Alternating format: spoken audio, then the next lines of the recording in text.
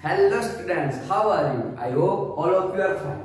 Today we are discuss about the very important topic according to what in basic जो बच्चे standard और basic में से जो बेसिक लेने वाले उनके लिए चैप्टर लेके आया हूँ।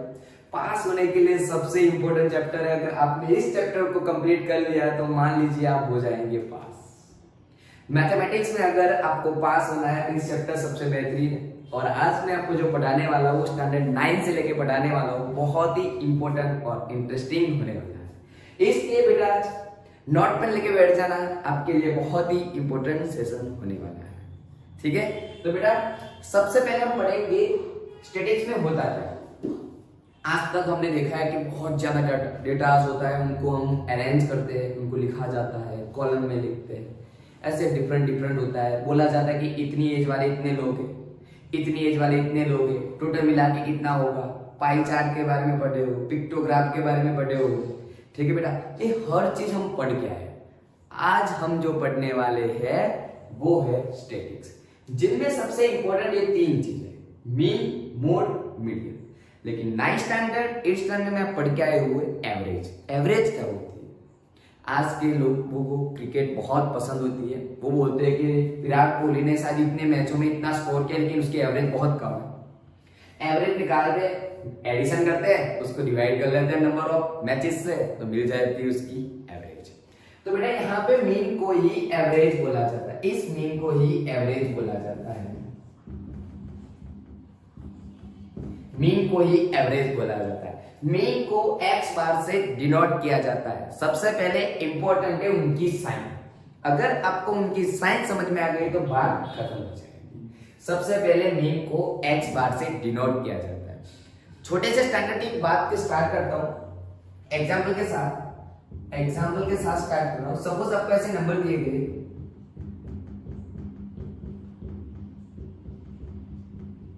ऐसे नंबर दिए गए। सबसे पहले हमें उनको लिखने हैं असेंडिंग ऑर्डर में। किसमें लिखने हैं? असेंडिंग में। हम इन नंबरों के मीन फाइंड करेंगे, मोड करेंगे और मीडियन करेंगे। ठीक है, ओके। सबसे पहले हम लिखेंगे असेंडिंग ऑर्डर। 1 कितनी बार है? 2 टाइम है। 2 कितनी बार है? 2 टाइम है। 3 कितनी टाइम्स है? 1 2 एंड 3, 1 2 3। 4 कितनी टाइम्स है? 1। 8 कितनी टाइम्स है? काउंट कीजिए बेटा, टोटल कितने थे? 1 2 3 4 5 6 7 8 9।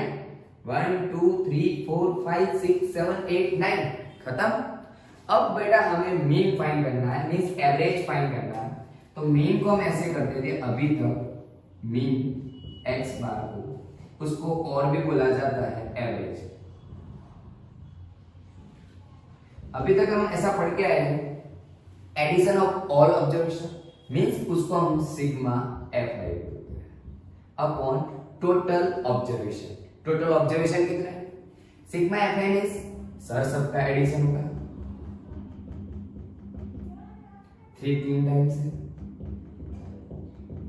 4 और 8, टोटल है बेटा 9। 9 से क्या करेंगे? डिवाइड। 1 + 1 2, 2 में 2 ऐड करेंगे 4, 4 में 2 ऐड करेंगे 6, 6 में 3 ऐड करेंगे 9, 9 में 3 ऐड करेंगे 12, 12 में 3 ऐड करेंगे 15, 15 में 4 19, 19 में 8 27। 9 3 जा 27 बेटा आपको मीन निकल के आएगा 3। आ गया उसकी एवरेज। तो इन सारे नंबर की एवरेज क्या आ रही है बेटा? 3 आ रही है, देख लीजिए। डन। अब बेटा मोड क्या होता है? मोड का मीन्स होता है जिसकी फ्रीक्वेंसी सबसे ज्यादा होती है, जो बार बार नंबर का रिवीजन हो रहा है उसको बोला जाता है मोड। सबसे आसान है 3। 3 कितनी बार आया? मोड है। 2 2 बार है, 1 भी 2 बार है, 3 3 टाइम्स है, इसलिए ये बन जाएगा आपका मोड। मोड को जेड से डिनोट किया जाता है। मोड को कैसे डिनोट किया जाता है? जेड से। अब बात आती है बेटा मीडियन की। किसकी बात आती है? मीडियन की। मीडियम के लिए छोटा सा शॉर्ट ट्रिक देने वाला हूं, लेकिन वो लास्ट में होगा। उससे पहले हम देखते हैं बड़ी लंबी सी मेथड। सबसे पहले हम काउंट करते हैं कि नंबर ऑड नंबर है या इवन नंबर। अब सर हमें तो पता ही नहीं है इवन किसको बोलते हैं और ऑड किसको। तो सबसे पहले बेटा यहाँ पे देखना, ऑड में कितने हुए? से 3। मींस 1 3 5 7 ऐसे जो नंबर होने वाले वो ऑड होने वाले। इवन में कितने नंबर होने वाले? 4। तो 2 4 6 8 ऐसे नंबर होने वाले किसके? इवन के। तो यहाँ पे नंबर काउंट कीजिए, टोटल बेटा 9 आया, मींस ऑड वाली इक्वेशन आएगी। मेन की ऑड वाली इक्वेशन क्या थी पता ही नहीं है सर। तो देखिए बेटा उसमें ऐसा था n+1 term, n+1/2 term, n+1/2 term means n कितना है? 9। 9 में 1 ऐड करेंगे 10, आंसर आएगा 5th टर्म। तो बेटा 5th टर्म कौन सा है? 1 2 3 4 5 क्या आ रहा है? 5 3 आ रहा है। तो आपका बेटा मीडियन भी क्या आएगा? 3। क्या आएगा? 3। अब शॉर्ट मेथड क्या थी देख लेना, 1 बाय 1 दोनों जगह से काट के देंगे।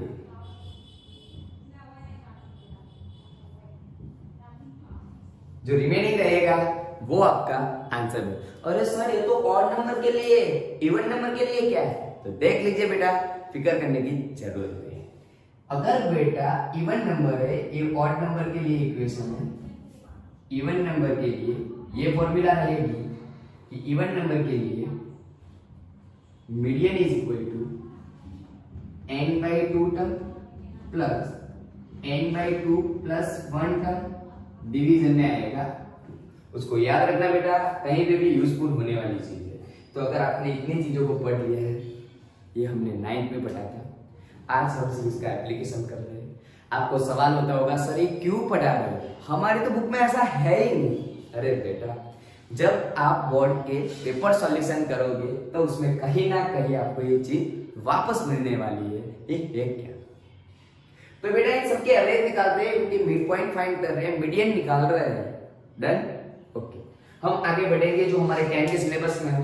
अगर आपने नोट पेन ले लिए तो मेरे वीडियो को पॉज करके इसको लिख देना इन सबको, ठीक है? आगे बढ़ते हैं।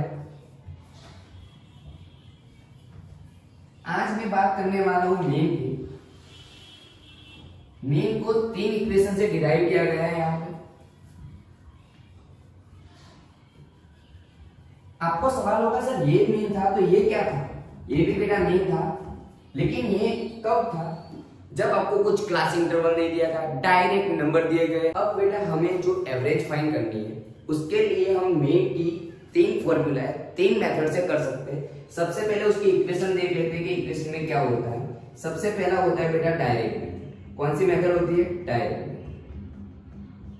डायरेक्ट मेथड में क्या होता है कि उसमें बेटा फॉर्मूला है सिग्मा एक्स, तो fi(xi) अपॉन सिग्मा fi। सारे टर्म क्या होता है वो हम बाद में डिस्कस करते हैं, पहले हम सारे इक्वेशन लिख देते हैं, उसके बाद हम देखते हैं क्या होता है। एक डायरेक्ट मेथड है बेटा। दूसरी है वो मीन एज्यूम्ड मेथड है, जो हम एज्यूम करके करते हैं। वो एज्यूमिंग क्या होता है हम बाद में बात करेंगे बेटा, लेकिन उसमें sigma a plus sigma fi(di) upon sigma fi होता है, ए ज्यादा आ जाता है, जिसको एज्यूम क्या होता है वो आ जाता है। उसके बाद वाली बेटा जो थर्ड मेथड है वो स्टेप डेविएशन मेथड होती है। स्टेप डेविएशन मेथड में क्या होता है बेटा कि उसमें एक और टर्म बढ़ जाती है जिसमें a sigma fi(ui) upon sigma fi into h होता है। यहां पे 1 मार्क्स के लिए इंपॉर्टेंट लिख के रखना बेटा, di is equal to xi minus a. di को क्या बोला जाता है? xi minus a, and ui को बोला जाता है di upon h, either xi minus a upon h बोला जाता है। इन 3 चीजों को याद रखना, शॉर्ट क्वेश्चन में बेटा ये चीज वापस आ सकती है। आपके लिए बहुत ही इंपॉर्टेंट 3 इक्वेशन है। एक बार अगर नोट डाउन नहीं किया है तो बेटा नोट डाउन कर लेना, हमारे वीडियो को पॉज करके हम उसको नोट डाउन कर लेना। 1 बाय 1 हम इस मेथड को देखने वाले हैं। आज एक काम करते हैं बेटा, अभी टाइम की वजह से हम पहले उसकी इक्वेशन लिख देते हैं, आज सारी इक्वेशन बता देते हैं। ये टर्म क्या होता है वो मेरे आपको बता देता हूँ कि इन सबके बारे में क्या होता है रियलिटी में। सबसे पहले इसको समझ लेते हैं कि क्या कहना चाहता है, क्या करने का होता है। इतनी कॉलम होती है, सीरियल नंबर होता है, क्लास इंटरवल होता है, फिर यहाँ पे बेटा फ्रीक्वेंसी जो दी होती है हमारी वो होती है xi, मिड पॉइंट होता है। ये जो डायरेक्ट मेथड होती है इनमें इन दोनों का मल्टीप्लिकेशन होता है fi xi का। लास्ट में बेटा जो fi होता है कॉलम उसका एडिशन होता है और जो fi xi है उसका एडिशन होता है। इन दोनों को डिवाइड करने से हमें डायरेक्ट क्या मिल जाता है, डायरेक्ट मेथड से मीन डायरेक्ट मिलता है, इसलिए बोला जाता है डायरेक्ट। मेन एल्जेब्रिक मेथड में ये किया जाता है, सपोज यहाँ पे आपको कोई नंबर दिए गए उसको a सपोज किया जाता है, उसमें से यहाँ पे सब्ट्रैक्ट करते हुए यहाँ पे बताया गया है xi माइनस xi में से a जो सपोज किया उसको माइनस करेंगे तो यहाँ पे बीच में मिलेगा आपको di। उस di को बेटा यहाँ पे fi xi की जगह fi di आएगा, इसका और इसका मल्टीप्लिकेशन करना है इसलिए यहाँ पे चेंज हो जाएगा। बस उतना चेंज करके यहाँ पे वैल्यू पुट करना है, हमें आंसर मिल जाएगा। ये जो ui वाली मेथड है बेटा उसमें और आगे करना है, इस di की जगह आगे लिखना है ui, आगे आता है di/h। सवाल होगा h क्या है, h बेटा वो होता है upper limit minus lower limit. क्या होता है, upper limit minus lower limit. Upper limit में से हम लोअर लिमिट को माइनस करेंगे तो हमें हाइट मिलेगी, मींस उस क्लास इंटरवल की हाइट कितनी है। जैसे कि यहाँ पे दिया गया है 0 to 10, 10 to 20, 20 to 30, 30 to 40। तो बेटा यहाँ पे इसको बोला जाता है, अगर मैं इस क्लास इंटरवल की बात कर रहा हूँ 10 और 20 की, तो उसको बोला जाता है लोअर लिमिट, इसको बोला जाता है अपर लिमिट।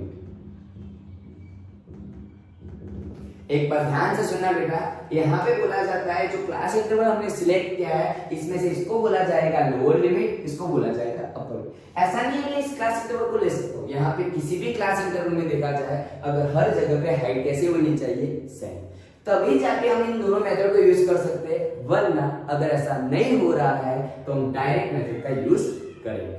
डन, ओके, ये हो गया बेटा। अब ये xi फाइंड कैसे किया जाएगा, xi मींस उसकी एवरेज निकाला जाता है। तो xi फाइंड करने के लिए बेटा क्या किया जाता है, यहाँ पे अगर लिख रहा हूँ xi फाइंड करने के लिए upper limit plus lower limit, उसको हम एडिशन करके 2 से डिवाइड करेंगे तब जाके हमें उसकी मिड पॉइंट मिलेगी। 10 प्लस 20 का एडिशन होगा 30, 30 को 2 से डिवाइड करूंगा तो आंसर आएगा 50, तो xi आएगा आपका 50। ये दो चीज बहुत ही इंपॉर्टेंट है बेटा, ये भी बहुत यूजफुल होने वाली टर्म है, इसलिए आप लोग जब भी मेरे नेक्स्ट वीडियो में आए तब इन सारी चीजों को क्लियर करके आना, ठीक है। तो ये है बेटा मैंने आज मेन की बात की है। नेक्स्ट लेक्चर में हम 14.1 के एक्सरसाइज के जो एग्जाम्पल है उसको सॉल्व करने वाले हैं, ठीक है। तो आप लोग मेरा वेट करना।